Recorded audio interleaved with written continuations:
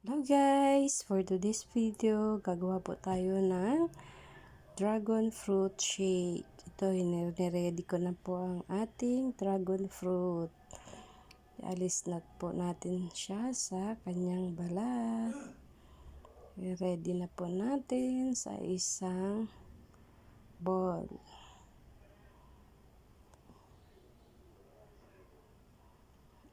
May natira pa kasi isa't kalahating dragon fruit. So, naisipan kong gawin fruit shake na lang po. Ang sarap-sarap. Ang ganda-ganda ng kulay ng dragon fruit. Masustansya po yan. Hindi naman siya, kung hindi ka sanay kumain, hindi mo siya magugustuhan. Pero pag-isipin mo na healthy siya kasi fiber po yung gawa ng buto-buto niya. So, maganda po yan sa katawan. Marami siyang benefits sa katawan. Kaya sabi ko, lagyan ko ng gawin kong dragon fruit shake para malagyan ng gatas at saka kaunting asukal. Pero kinakain naman ng aking anak kahit yan lang. Kahit hindi siya masyadong masarap, kinakain ng anak ko. Kaya para lalong sumarap, gawin natin fruit shake para sa merienda. Parang bigla akong natakam, naalala ko kasi tuwing pupunta ako ng Quiapo, bumibili ako doon sa Quiapo ng dragon fruit shake. Yan, sisimulan na natin gawin.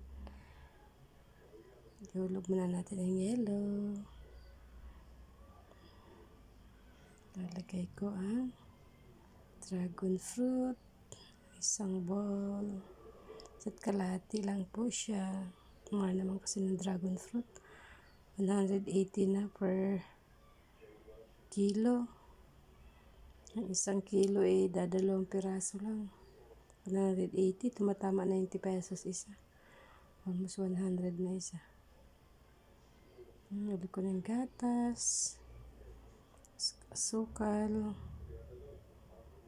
Pag hindi matamis, saka na lang natin dagdagan pa ng asukal. Punong-puno siya. Saka na natin idiin para hindi tumalsik.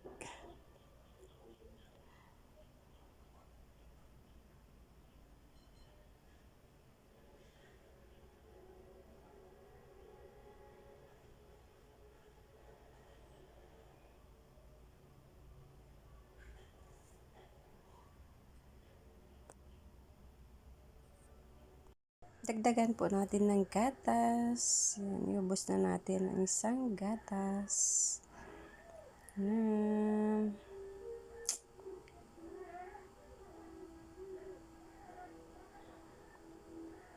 Guys, masyado kasi malalaki ang yelo na ilagay ko. Hindi ko nadikdik ng maliliit. Kaya ang tagal-tagal niyang lusawin.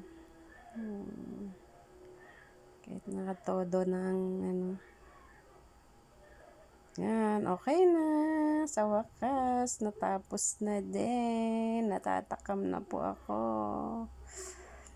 Yum, yum, yum. Matutuwa na naman ang aking anak sa kanyang fruit shake.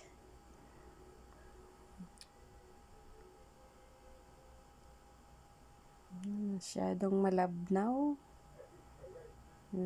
Okay na yan. At least, ayos na ang ating merienda.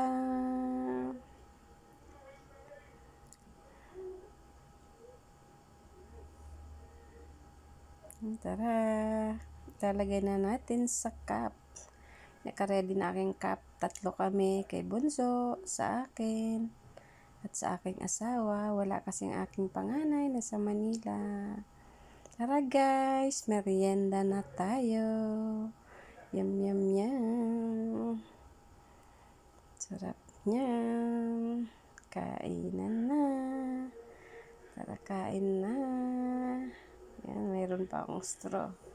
Straw tayo. Ito na, tikman na natin kung masarap. Yummy, yummy, yummy. Thank you guys for watching. Thank you so much. Please subscribe, like, and share. Thank you.